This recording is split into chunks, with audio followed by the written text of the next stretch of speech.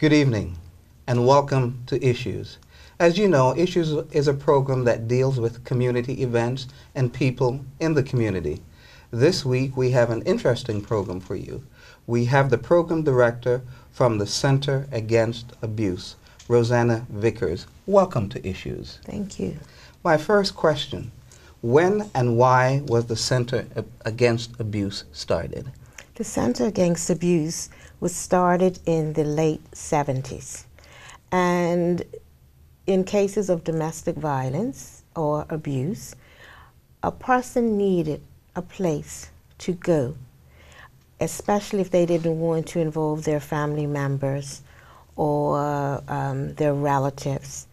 And if they wanted to keep what's going on in their house private and confidential. Mm-hmm. So it was started as a safe place, almost like the Underground Railroad, to get you in a safe place, counseling, and the likes. Now, you're the program director. What are the various programs that one would find at the center? At the center, we have counseling. We have, in the shelter, we have counseling for the clients. We have a support group for the clients. The children, when their parent is receiving counseling and education, we have a pet therapy for the children so they can learn how to start to trust again, to care for someone. They learn about the animals, the dog. This lady, Tana Tucker, she is trained to deal with children and dogs when the children have been traumatized. Now, with the children that are there, is there a particular age group that you find? Are these young children? Are these teenage children? What are the basic age group that you find coming with their mothers or fathers?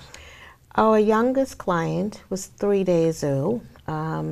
The father put the mother out in the middle of the night after she had come home with her newborn. And our oldest client was 77. Now the children, girls any age, but boys up to a certain age, depending on the maturity, the age, the maturity level. Boys can be 12. If the boy is not as mature, maybe to age 14. Now, the children that come there, do you try to continue a regular school life? Do they go to school? What exactly happens? Yes, they will go to school, depending on how dangerous the situation is. Explain dangerous. Dangerous if there's a risk of the children being taken out of the island. We will call Child and Family Services. We will let them know that we do have a family in the shelter, and they will work with us, with the children and the mother. So we will even have school counselors or psychologists come into the shelter with the children. Now, let's get right to the meat of this. What causes abuse in the home? It can be learned behavior. If we're in a relationship and we have children, and I was raised where abuse was going on, I think it's normal. And so I may say, well, every couple has problems. And so when I may say to the children, or you may say to the children, don't hit girls or don't hit boys. You may say that to the children, but what are you showing them? By your example, you, the mother, or the father, they're actually hitting. Now, when you say that, does this mean that there's a likelihood that those children that experience and that are exposed to abuse, when they start dating their girlfriends and get married, that they are susceptible to doing the very same thing? They could. If they decide and make a conscious effort or make a conscious statement, this is what I saw, I'm not going to do this. And so it not necessarily will, the cycle of violence will not necessarily continue. However, it's a choice. Abuse, domestic violence happens because it simply can. Does domestic violence, does it center around a particular race, or do you find it black, white, Portuguese, Hispanic? Everybody, every culture. We've had women in our shelter and dealt with men from the U.S., India, Sri Lanka, Germany, Russia, all over the world. And so it doesn't matter any particular color. Now, how long can someone stay in your shelter? Is there a particular time limit? Each case is different. We've had someone, the lady that came to us at 75, she was there for 2 years. She was thrown out in the middle of the street. And so she came to us until we were trying to get her to a safe space because we're not equipped. And she was getting older, so we got the services involved and we finally placed her in a home. However, we like to say to stay there about 4 to 6 weeks. It could be longer, it could be shorter. Okay, 4 to 6 weeks. And we know you have shelters for women. Do you have something similar for men? We have a network. Men will bunk at a friend's house, or they'll go to perhaps their parents' house. They are not, they wouldn't really go into a shelter per se. They feel that it's not, I guess, the manly thing to do. Absolutely not. Now, I would assume probably most of your clients would be female. We have male and female. Male victims, male perpetrators. Female perpetrators, female victims. Does that say something about our society in terms of the number of female perpetrators that you might be seeing? So there are people that might think, oh, only men abuse. But listening to you, it seems like women are now abusing. What? It's the, there's a lot of things that come into play. It used to be 1 in 4 women that were arrested for violence. It's now 1 in 10. Sorry. The other way. The other way, yeah. Was 1 in 10, now it's 1 in 4. It's now 1 in 4. Yes. And through TV, violence programmed, we went into the schools, and some of the young women were saying that they like to hit boys, and this was in high school. They like to hit boys, or they like to kick them. And so it's becoming a violent society. Would this behavior, earlier you said that abuse to some degree is learned. So what we're experiencing now with young girls wanting to hit and wanting to kick, is it a result of what they're seeing and learning from the home? Could be, yes. It could be of one of the young ladies that we talked to. She said she liked a bad boy, and we asked her why. Because they buy me things. And it's easy to get in a relationship, but sometimes it's difficult to get out. As I'm listening to you, it's like the bad, what is happening to our society? I guess there are certain thrills, there's certain excitement that one gets kind of living on the edge. Yes, it's a rush. It's like, it's the same sort of rush that a person may get if they take drugs. The pupils dilate, the heart pumps fast, they feel powerful, and some are addicted to drama. Interesting. Now, when someone experiences abuse, be it a male or a female, is it usually after the first or second time they might say, no more of this, let me go to the Center Against Abuse and seek some help? Or is it almost when they're almost killed before they decide to come and seek help? It depends.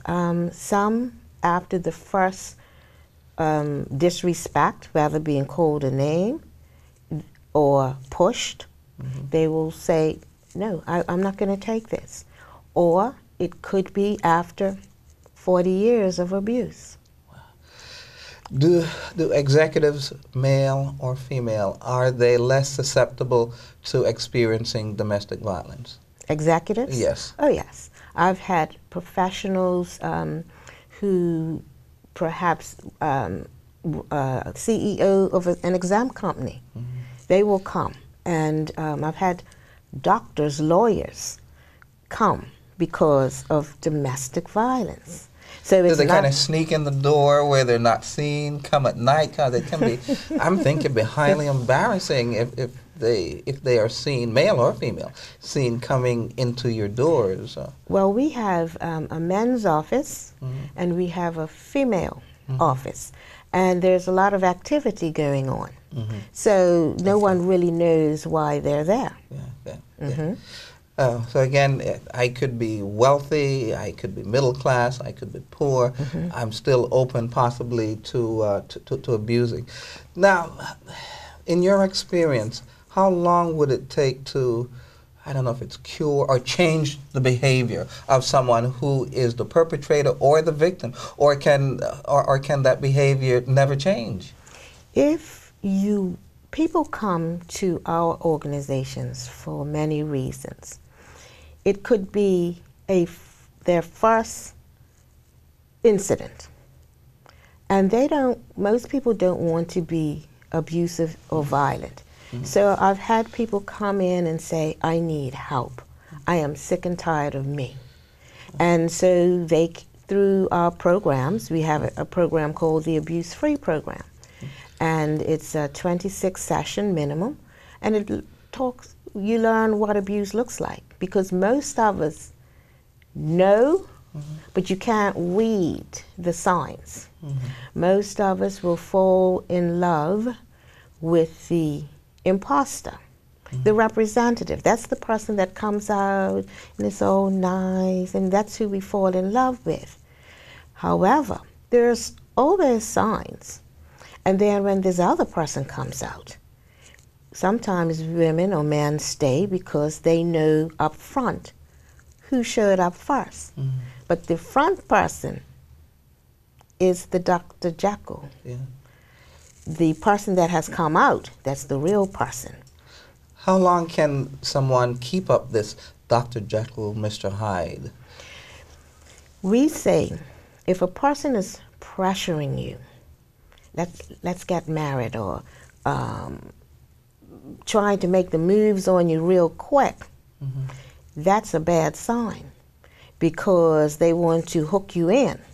And once you're hooked in, they cannot sometimes keep up that face. So people don't date. That's what dating was about, to get to learn this person. We say, do your homework. If someone says, they used to beat their partner. Let me stop you right there, just right in the exciting part. We'll take a break and come right back.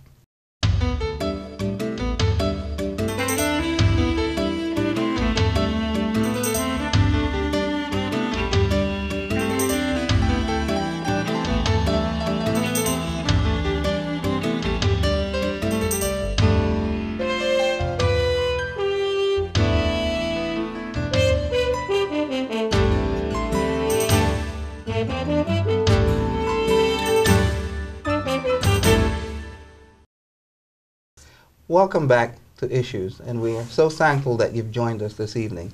We would welcome your comments, and you can do that by emailing us at issuesbda@yahoo.com. Again, our emailing address is issuesbda@yahoo.com. This evening we've been talking to RosanaVickers, Program Director at the Center Against Abuse. And we've been looking at some of the indications in terms of abuse. And we've been learning that it's not only men, but women, and sometimes even teenagers abuse. And we're also learning that abuse has no racial color, no ethnic group, no socioeconomic status. It's across the line. Now, let's get back to Mrs. Vickers, and if you could share, what are some more of the signs as to what abuse looks like? Most people think that physical abuse is worse. We educate people on emotional abuse. You don't even have to touch me, but you could have me so afraid of you, I will do anything to keep safe. Why would someone want to stay in a relationship for an extended period of time when they're encountering this emotional abuse on a regular basis? Most of the time, when it first happens, the victim is in shock. They don't know what to do. The person that they've perhaps had children with, the person that they fell in love, they are in shock. And so they keep on thinking that it's maybe their fault because they've been told, if you didn't do this, then I wouldn't do that.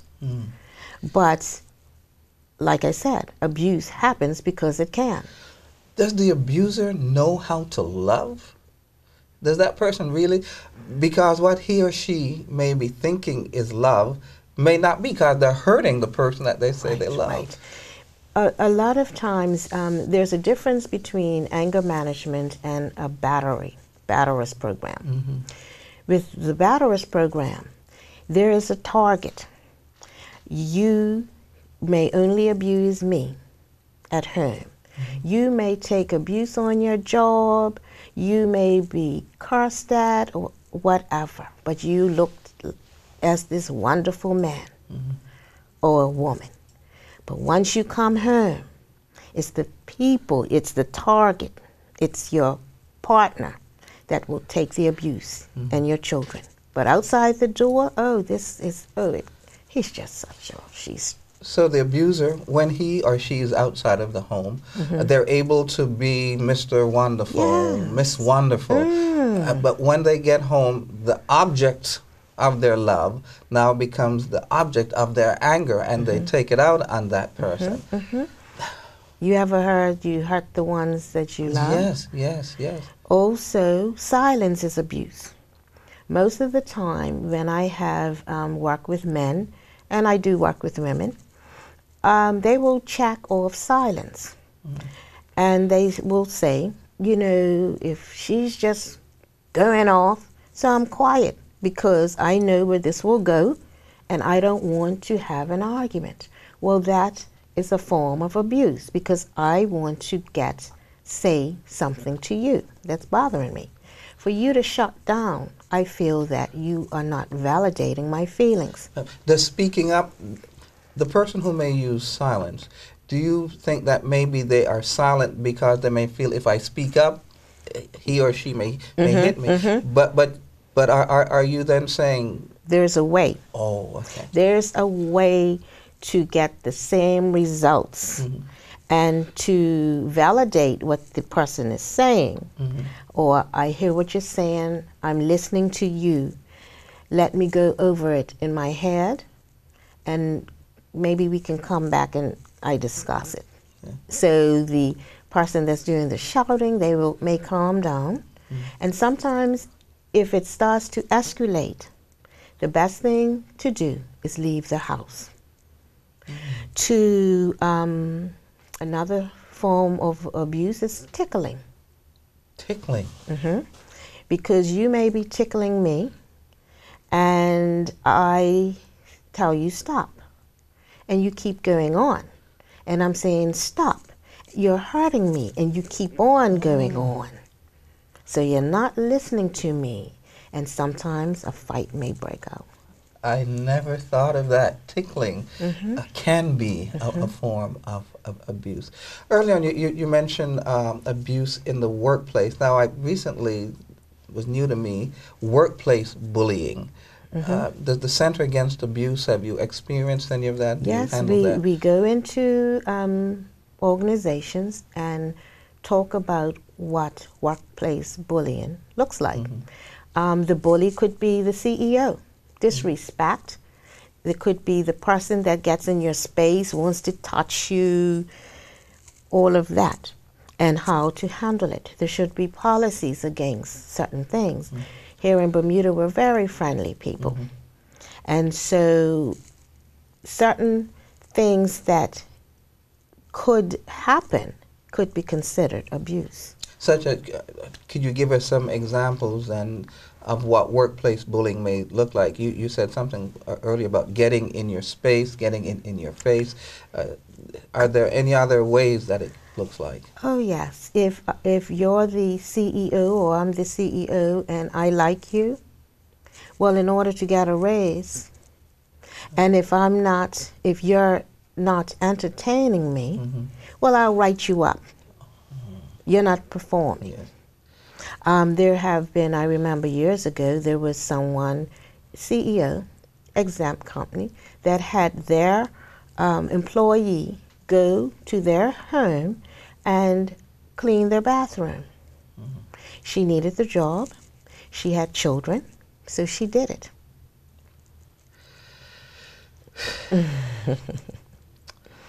Amazing, amazing. And it makes me wonder just how long somebody will continue to put up with such behavior against them, be it male or female. It seems to me that they must reach a point before too long, before months, where they will say, listen, I can't take this anymore, I need help.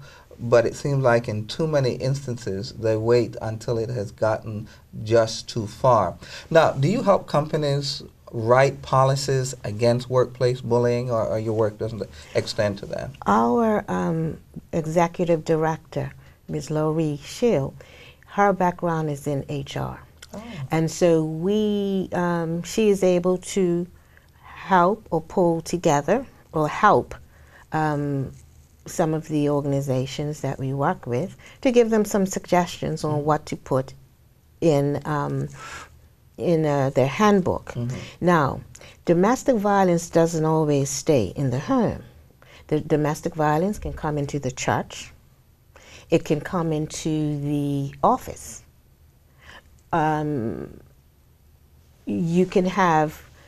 We can be angry at each other. And if I'm violent, I will come on your job. And we've had that. We've had abusers come to the job, keep calling the number, keep calling. And sometimes we have to do stay away orders, protection orders. Explain that. Off camera we were talking about protection orders and how the Center of Abuse can assist someone in writing up protection orders. Explain a little bit more of that to us, please. There are two types of orders. The old order, the one that's purely a warning, they used to be called stay away orders, restraining letters. Restraining, yes. They used to be called restraining letters. Basically, it's a warning. If I went to the Center Against Abuse, we would type it up. We would give you the original. We'll give you a copy. The original will be sent to the perpetrator. A copy would go to the Commissioner of Police. It's on record. And a copy would go to the domestic violence liaison person. And so if there was a dispute, at least the police can act on this. And for a very small fee. Now, protection, summary offense letters, that's the correct name, can go as much as $700, but we will do them for $150. Protection orders can run up to $6,000. Wow. but we do them for $250. Now, the protection order, an attachment with the power of arrest, comes into play. We would say what was the breakdown, or if you're fearful for your life, you put it all down. You would go to court. A temporary order would be given for 28 days, whereas the perpetrator can come and deny it or agree.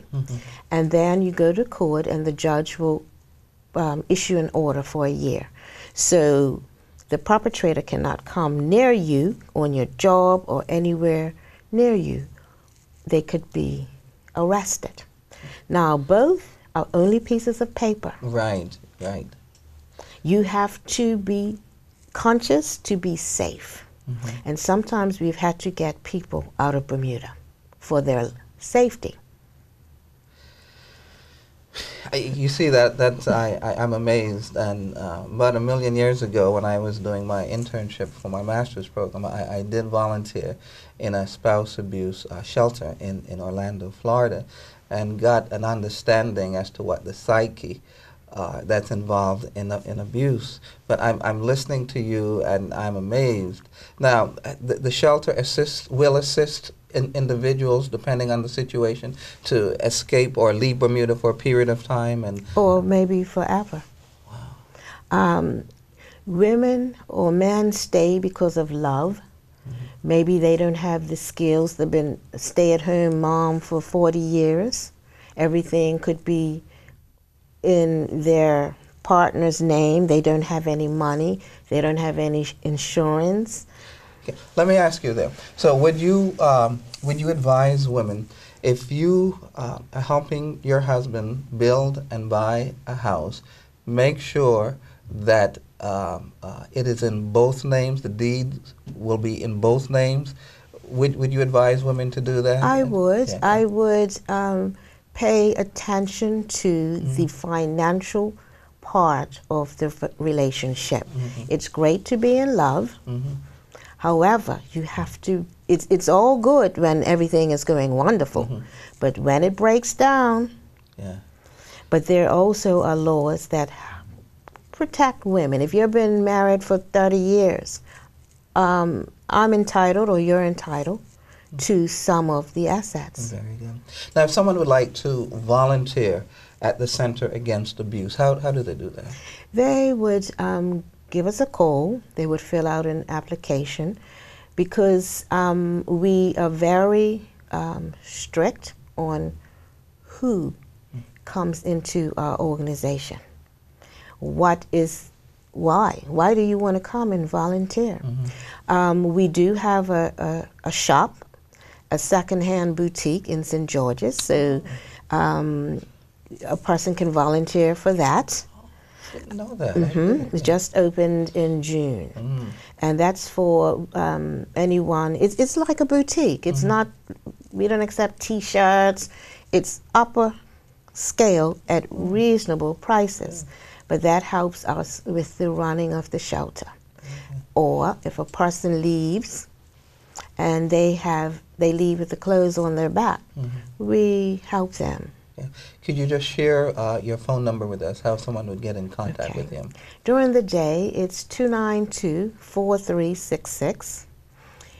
The hotline number is 297-8278. And we also have a men's hotline. It's 332-1293.